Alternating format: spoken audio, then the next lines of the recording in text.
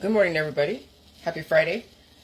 I want to start off by saying that I am still very surprised that YouTube didn't give me a strike on my channel because they were looking at past videos that I did. I've done so many videos and uploaded them and got comfortable with some of the ideas that I was putting out there, or got too comfortable, well, not say too comfortable, but you know how it is when we were paranoid about saying certain therapies and that we would get dinged for it and how we characterized it. So sometimes I get comfortable and maybe think I'm characterizing it in a way, but I'm not, or I just I don't care. I don't know.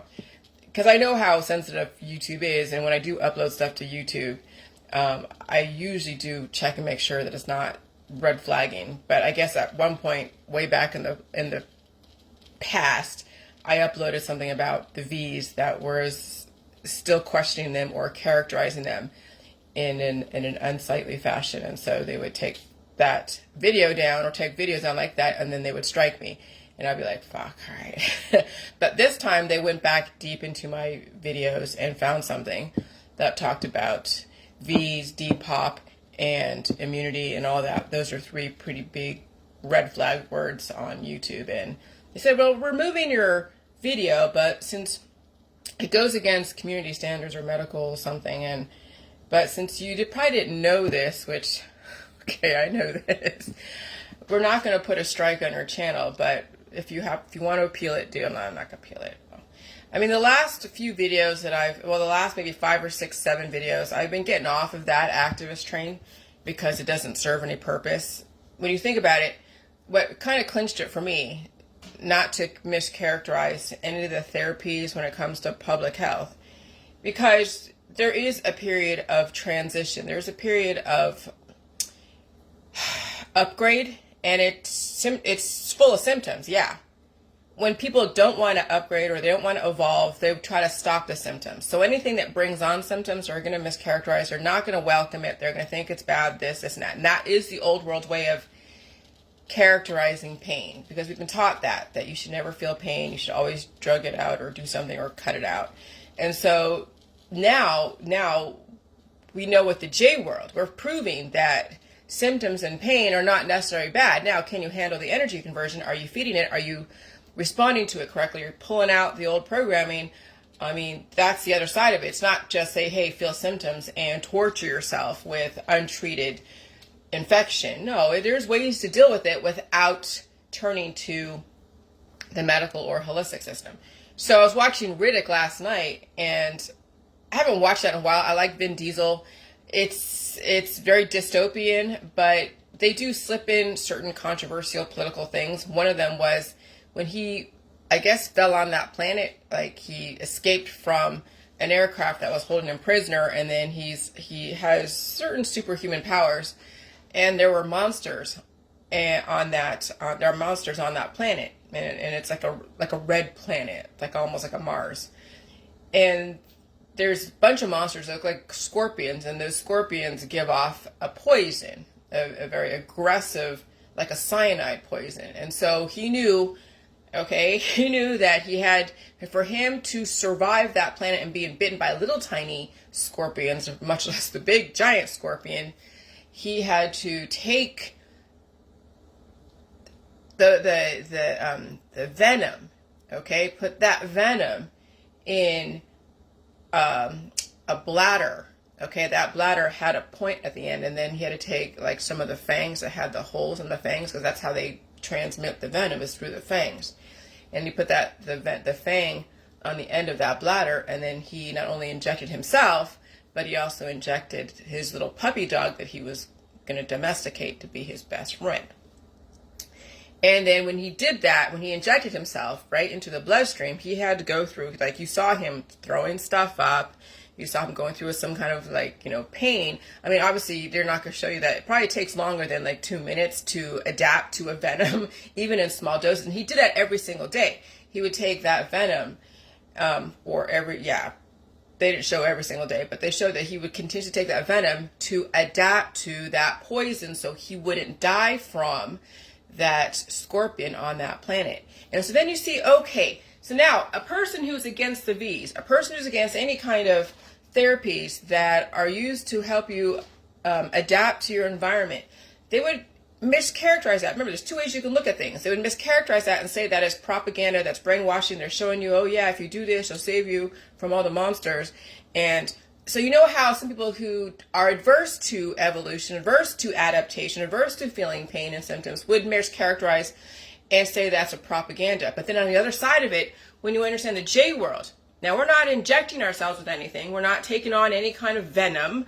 We're not purposely putting ourselves in foreign situations to force ourselves to adapt. No, we're dealing with the stuff that's already in our system that was blocked by all the different therapies, all the different antibiotics, all the different things that told us that we shouldn't feel pain, we shouldn't feel this, we shouldn't feel that. And so the J world woke up those demons. That's why the medical system was so against me 7 years ago now, because it was back in 2016. Well, it was really 2017 where things started popping off.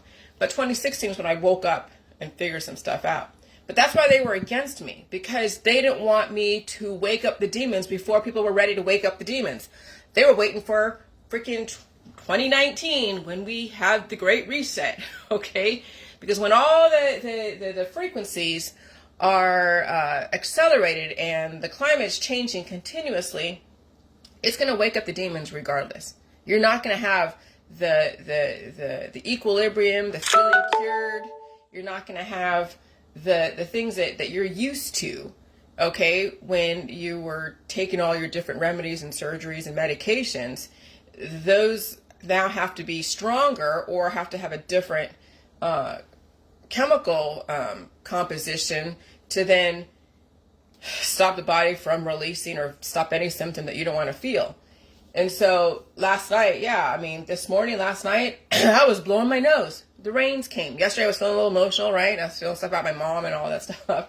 And I haven't blocked her actually, so I don't know if she's on Facebook or not, but I did not block her this time when I transferred to this new account. So she could be watching this, but I was thinking about stuff about my mom and releasing stuff, and I wasn't crying or anything, but I was just remembering, I know I've contributed so much, and I didn't have to have a college degree for it, but I was releasing stuff,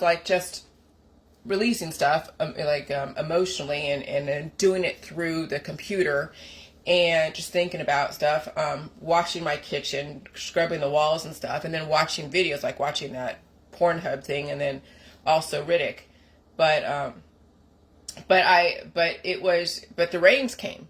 And so when the rains come and you feel that the barometer is dropping, you feel the shift in the environment, that's going to bring up stuff, whatever it is. It could be an emotion, it could be a pain, it could be, some damaged cells that you were under antibiotics for. There's so many things that can come up for people when the climate shifts. And now that the climate is shifting so aggressively all the time, people are not escaping the pain that they used to have under a lock and key with antibiotics and surgeries. Now they have to be forced to deal with it, or they get stronger drugs and destroy themselves. That's really what it comes down to. So this morning I was just blowing. I could feel like I was trying to because I got up a lot of times last night and peed, and oh my gosh. And so I got up a lot of times and peed, and then I blew my nose, but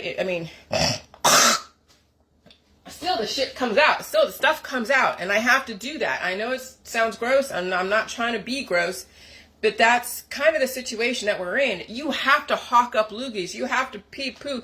I didn't eat so much yesterday, but I tell you, this morning I released a lot, and I could feel that, you feel sick for about maybe a few minutes. When you're releasing those demons, you feel sick, okay? But if you have so much retroactive evolution, PTSD, whatever, inside your body, you will have a longer time of sickness. It's going to be aches and pains. It's going to, my little 2 seconds, 5 seconds of feeling sick because I'm releasing those demons from my intestine, from my colon, okay, is worth not having to save that up for then weeks and weeks on end, or months and months on end, having to deal with the body go through that release process. And you have to actually let it go through it. You can't stop it. And so it's worth it. every so often when the winds change, that you go through that process once you get through all of your predisposed issues, if you can. And I realized yesterday when I watched that Pornhub stuff, and then I watched, and then they were talking about Pornhub and OnlyFans, and then that whole history behind Pornhub and how now everything is OnlyFans and Pornhub is was under fire, and then the sex workers that are in it, and I know I have my own judgments about stuff. I wasn't a Pollyanna in my youth. I've had my fun, but luckily it wasn't recorded, and forever in indelible ink, when you think about it, in a permanent record called the internet. Because now you're seeing stars that were on TV all the time, like a Paris Hilton or any of those that were programmed to be a certain way, and they acted out. Yeah, they were on Playboy. They were in, they had sex tapes released and all that. I mean, once you look back on your when you're in your 40s, like she's 42, 43, when you look back on your life, and the spell has been broken, you finally grew up and you realize that you didn't have to be the programmed thing that you were back in your youth. You're going to be like, holy shit, and you're going to come to terms with stuff. And are you going to reconsider stuff? Are you going to finally acknowledge that maybe that way wasn't the best way, but it was what it was? And people are not going to really understand that, because they think that just because you're rich or because of this, or you got a lot of attention, that now you're remorseful and trying to now be a good representation for your child because now she has a kid. And I'm like, yeah, that could, those all are whatever, but people are allowed to change. They are. But I'll tell you, those who are living temporary lives, they're not allowed to change, because what else do they have to offer besides a child or maybe a new invention? But who right now who's 40, 50 years old, who hasn't figured out their own predisposed issues, what they went through, how they can, what else could they juxtaposition besides a child? Unless you were given so much amount of money and then all of a sudden you got innovative and invented something that would overshadow something like porn or, any kind of sex work or a video coming out or being in Playboy. What would overshadow that? So then when you do put yourself in that position, a lot of girls are putting themselves in that position because they think that's the only thing, then that's going to be the thing that's going to haunt them for the rest of their life. They have to be in that situation. And so yesterday I said, before you think you're backed into a corner, before you think that porn saves you and all those types of things saves you, make sure you really do have no other choice. But even then, people don't know. I mean, I didn't know my future when I was 20. I was just doing what I was doing. And I got lucky. I survived all the situations. It could have been pretty bad, but I'll tell you, I survived all of them, and I will not go down that road ever again.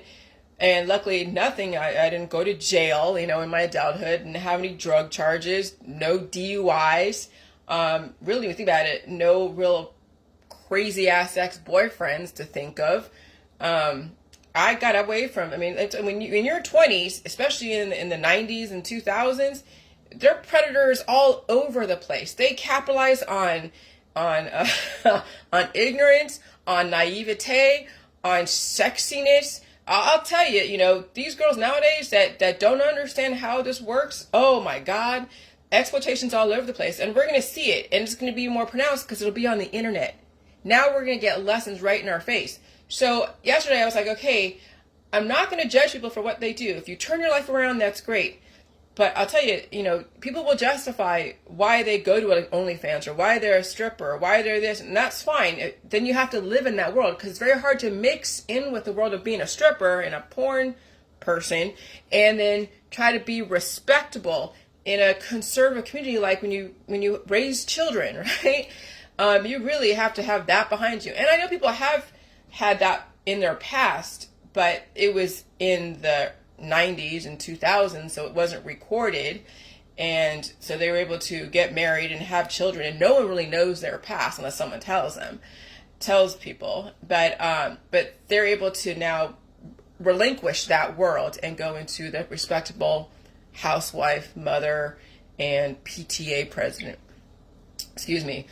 type of world. Okay, but now now that we're in this crazy climate change, and you see that snow is inundating Pollock Pines and Lake Tahoe and Mammoth, and there's atmospheric rivers. Remember, the conspiracy world, a couple, like 10 years ago, people were like blocking me or defriending me because they think I was crazy. Well, I'm sure I was at the time, and you didn't believe that these things were going to come into play or come into fruition. But now those that have blocked me or defriended me because of what I was trying to say about about crazy weather and apocalyptic scenarios, now we're kind of in it. Now we have to now figure out what is worth.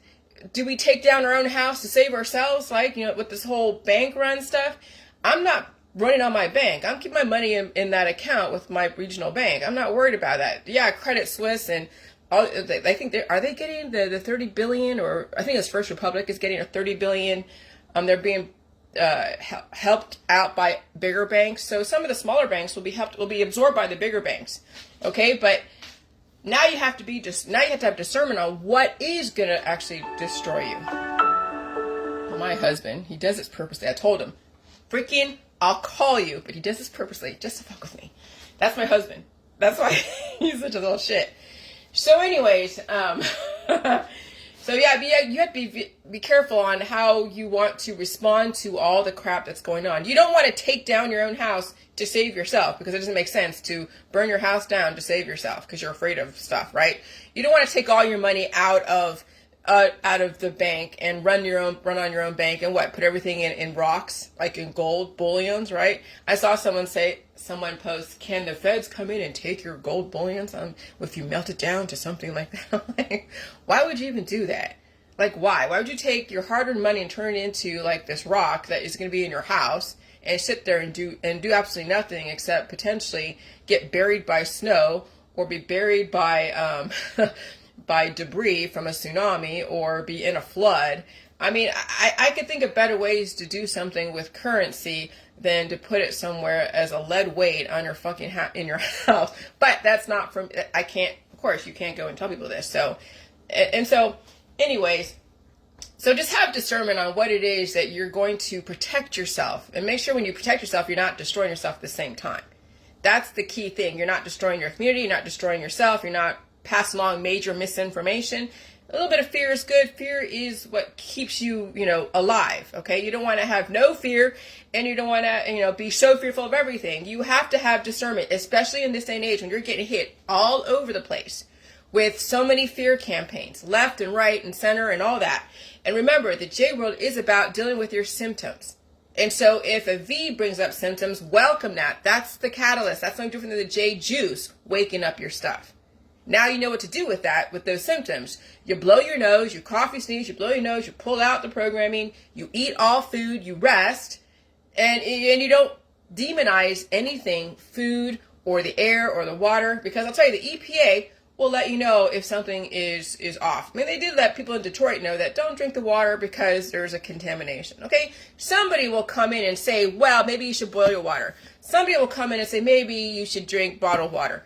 And when they don't say that, then don't worry about it. You'll have to adapt no matter what. No different than Riddick taking pieces of that poison, little tiny,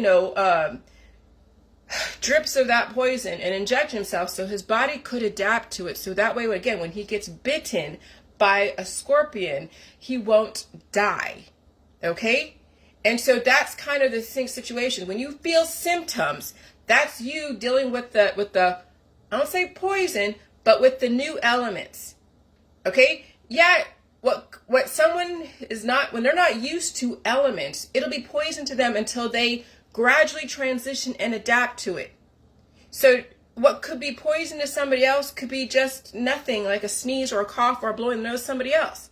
See, you have to allow your body to adapt to the changing conditions. And that means, yes, vinyl chloride, if there's traces of that in your environment. That means that if you get bit by a mosquito that you get bit by, you have inflammation. You don't try to stop it with all your different tinctures. You let the inflammation happen and have your immune system develop the antibodies. You have an immune system, fucking use it, but people don't. If they say that it's necessary to get all these different V's for whatever reason, let me tell you, if that is where it comes down to at some point, I don't care, I'll do it. I'll go and get the V and then cough and sneeze and blow my nose and do whatever I got to do to adapt to that, to those proteins, okay? And then I'm fine. Just no different than when my husband comes home, brings home whatever off the road, my body will adapt. I'll cough, sneeze. If it's pretty aggressive, I'll cough, sneeze, blow my nose. I mean, or if I go out into a crowd and I bring home something in myself and it incubates and I feel the body releasing, okay, I mean, you could have a shift in the climate and cause certain parts of your body to develop more cultures that your body has to release. You'll never know where it is that triggered or what was foreign in the body that had to be released, okay? You'll never know, and you can blame everything under the sun, but it doesn't even matter. Your body is supposed to release at any given moment when it needs to. You could be walking outside and some kind of particle comes through that's pretty aggressive that you didn't know that ended up having you blow your nose or cough and sneeze. I mean, when I drank my strawberry juice just yesterday, I made my own, I pureed the strawberries, added the vanilla and some sugar, and that's what I added to that cake. It actually tasted pretty good, but I also put that in my Pellegrino, and so I drank a bunch of that, and it's a lot of sugar, right? So then I started coughing. Well, a lot of mucus came up because that's a lot of sugar that was in it, and so I just coughed it out, and that was it. So sometimes it could be just the fact that whatever you ate developed a lot of cultures that you have to release. Doesn't mean it was poison. It just means at that time that was a lot of cultures that were developed. Okay? And it could be just simply drinking something. It could be just having a frequency come through. It could be going outside. It could be being in a grocery store, taking in somebody's energy. I mean, there's so many things that you could blame your symptoms on, but in reality, you have to condition yourself to release. Gone are the days again where you're relying on some kind of NyQuil, DayQuil. I mean, you can, but then you know where that ends up. It ends up in morphine at some point in the morgue. And then the morgue. So if you don't want to feel any kind of pain, people will do the cannabis, and then they end up eventually, when they stop doing cannabis and they don't want to feel anything, they end up then on something stronger. Because even sometimes the cannabis doesn't work for people. Or they have to go to different strains of cannabis. And so that's things you got to condition yourself to deal with the release, to deal with the pain, to deal with the stress, to deal with all that stuff. And again, it's up to the parents. And that's where I learned that, not everyone is going to be strong in this environment. I get it. Not everybody.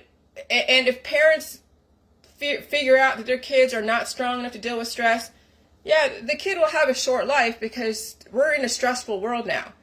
And so if the parent figures out that they're not strong enough for this world, their kid's probably not going to be strong enough for this world, they'll do whatever they got to do to protect their kid from stress, from pain, whatever.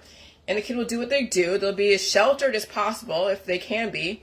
In this day and age, it's hard to be sheltered when you think about it, but they'll do whatever they can.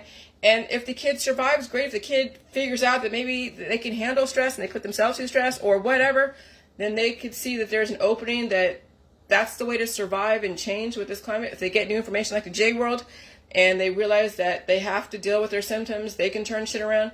But again, I can't be mad at the parents out there for not conditioning their kids to deal with this world, because this world is not made for everybody, and we are in a scale down. And so, it's whatever is going on right now is supposed to happen.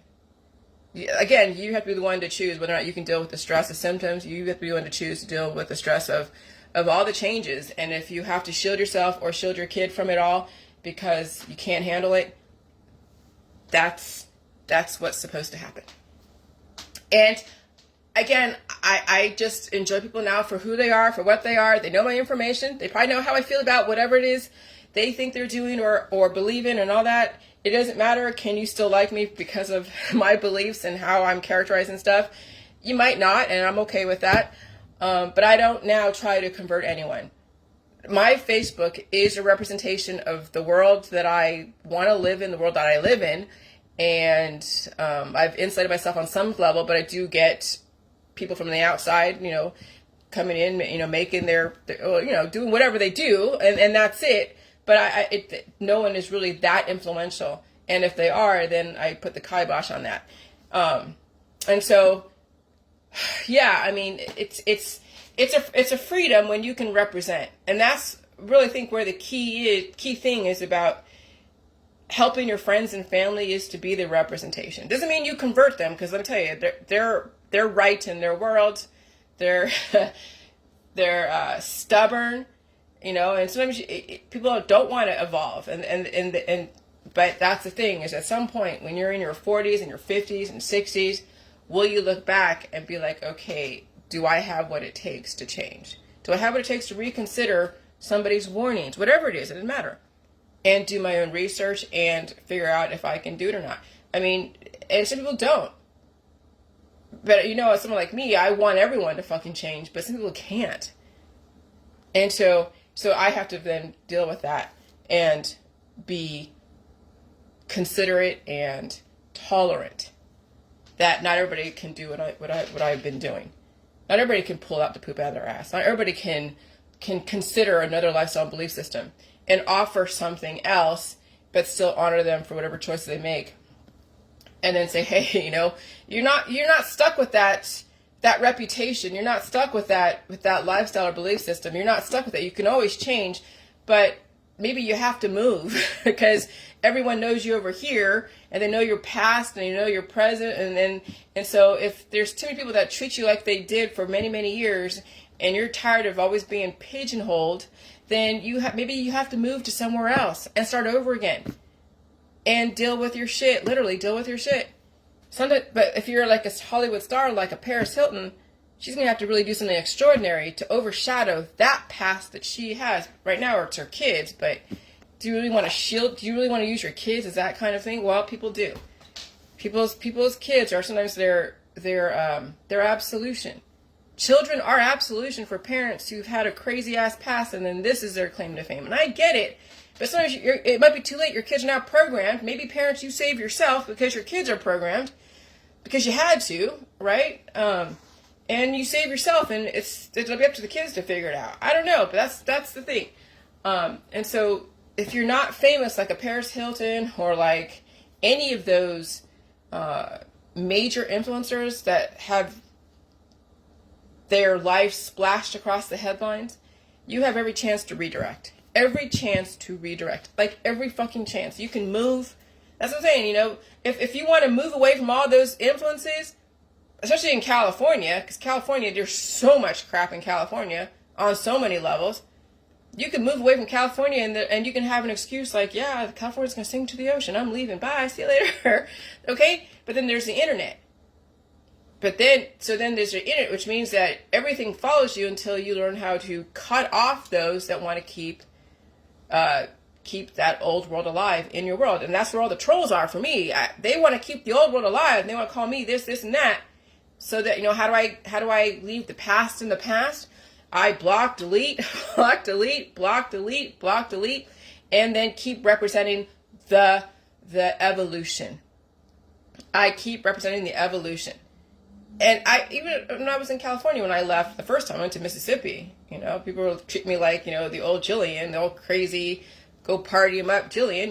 I had some really great friends back then. You saw some of them, they were older than me, and some of them were really advanced, you know, in their studies, and others they came from different places and different cultures. But I was a crazy Jillian. I was partying, had fun, a lot of boyfriends, whatever. And then I was like, okay, time for me to grow up. And so I'd leave and come back, and then leave, and then finally I left and developed a new path. And sometimes you know, it requires you leaving. But right now, at this point, if you're in a really prime area where it may not be as cataclysmic, then it's releasing all the influences on your Facebook, the ones that keep treating you like the old way.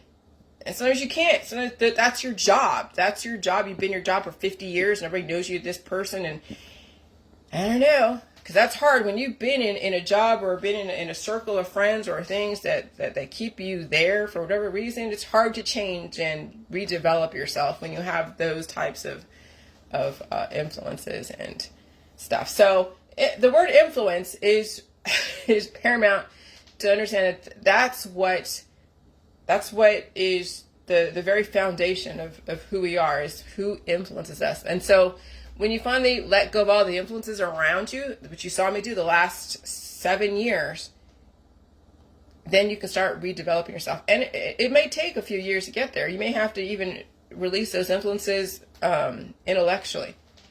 because physically they're still around you, but you can block their chatter from you. But and if they don't respect boundaries, then already that relationship's fucked anyway. So there's ways to block all the chatter, block all that crap, but you have to be the one to remodify your news feed, remodify your friends list, remodify your life. And again, that takes someone that is willing to look at the past and figure out how they're going to develop the future. So anyways, I'm not looking at my notes thing. I don't have a list of all that stuff. So whatever I missed is fine. But that's all I'm going to say. I'm going to call my husband, and I'm going to clean the kitchen here and pull out everything. And I have the walls relatively clean. So it's an incremental process to clean the nest. And today I feel okay. I could do it. So, all right. Talk to you later. Thanks. Bye.